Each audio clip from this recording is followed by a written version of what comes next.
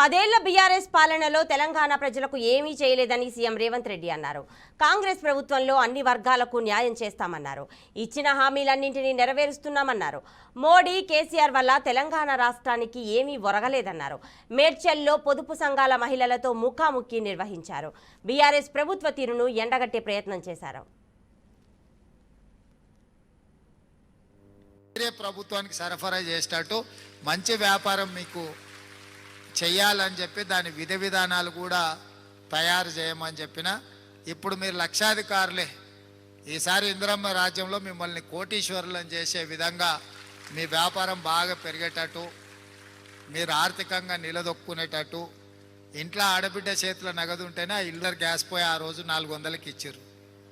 KCR sir Modi sir కలిసి 1200 చేశారు.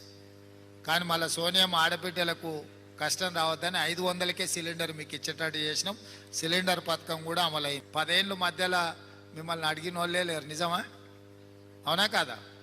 ఇప్పుడు మీ సంఘాలు, మీ విలువ పెరిగింది కదా. మీ విలువనే కాదు, మీ గౌరవం పెరిగి తొందరలోనే